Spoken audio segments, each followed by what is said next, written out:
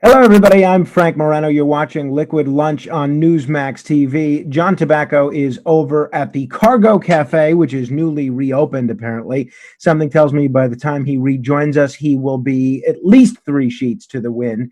We'll keep an eye on that. But meantime, lucky me and lucky you, because we are with two guys that are going to make your quarantine or your work from home or whatever you're engaged in right now a little bit more entertaining and a little bit more informed. On the left, well, the center left, we have Rob Taub, healthcare advocate, humorist, and columnist. And on the right, we have conservative activist and contributor to Metropolitan Magazine, Jadan Horyn. Gentlemen, how are you holding up? It's good to see you both. I'm good. Doing All well, right. though I think I don't have quite a good as view as Rob does there. Yeah, my goodness. Is that a green screen, Rob, or is that reality? Oh, well, should I tell the truth? Why start now? You It haven't was told my the truth friend's once. hospital room a number of months ago, and I was quite taken with it since it's lovelier than my apartment. So I thought that I would use that just to There make you you have slightly it. jealous. Rob Taub has moved into a hospital just for the views. I'll tell you, these are tough times.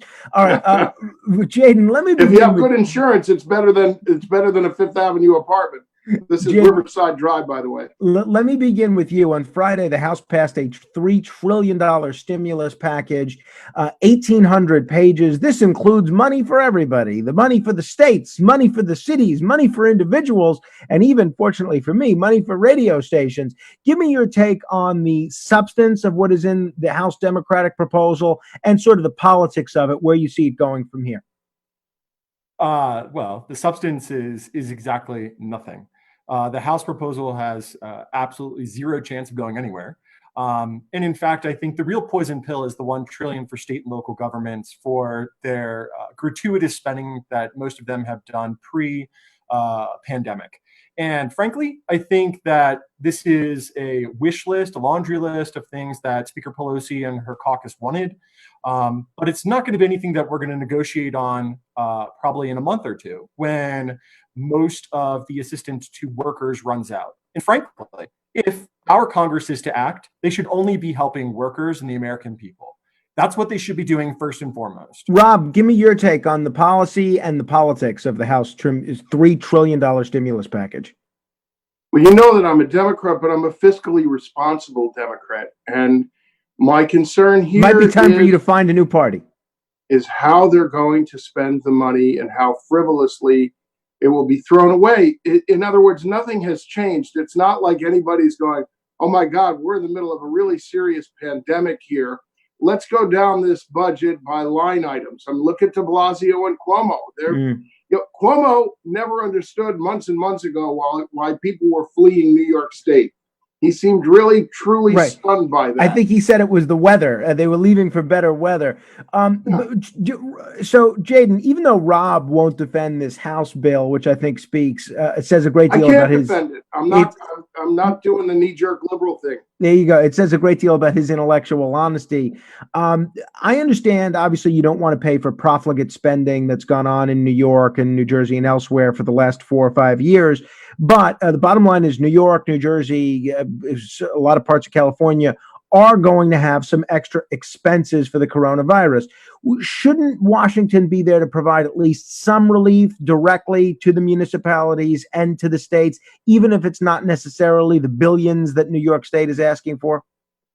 I mean, not to give a gross history lesson here, because no one really wants that, but we have the United States Constitution instead of the Articles of Confederation because we needed to collateralize debt.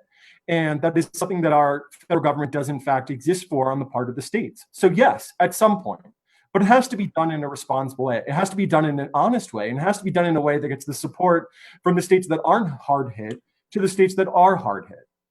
Rob, let me ask you about another issue that has been all over the news the last week or so, and that's the curious case of General Michael Flynn. Newly released documents, thanks to the acting director of national intelligence, Richard Grenell, show FBI agents apparently discussing whether or not they want to get Flynn to lie to them, whether they want to get him prosecuted, or whether they want to do something else here. Give me your take on where we are with this General Flynn situation.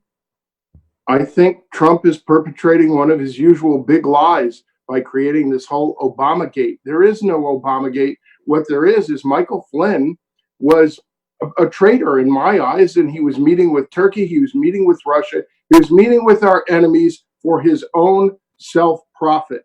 And he was working on behalf of Michael Flynn, not the United States of America, and he should have been investigated, and he's guilty as far as I'm concerned. If there are certain nuances in terms of what the FBI did and should or shouldn't have done, there may be some issues there, but that does not negate the fact that he's a criminal. Jadan, your take on the curious case of General Michael Flynn?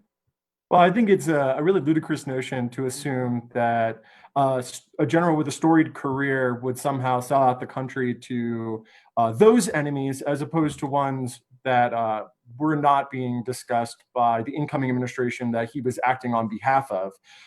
So I think it really goes to the point of, let's follow the facts. The facts are is that he was going to be a part of the incoming administration. He was designated as someone to be an intercessor on their behalf. The Obama administration weaponized and politicized the intelligence agencies against not only the Republican candidate for president, but also the Democratic candidate.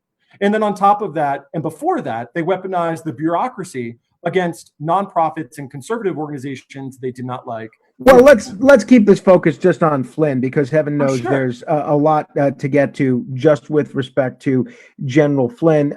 You know what? If you guys can stick around for one more segment, I'd love to carry on this conversation when we come back, and then also get your take on how the Biden campaign is doing, not only in terms of rallying the Bernie supporters on board, but which direction you each think he should go in terms of picking a running mate. You're watching Liquid Lunch on Biz TV. I'm Frank Morano. We'll stick around with Jadan Horyn and Rob Taub right after this. Don't go anywhere, folks. We'll have the latest on all the news, politically, financially, and every other way that you can imagine.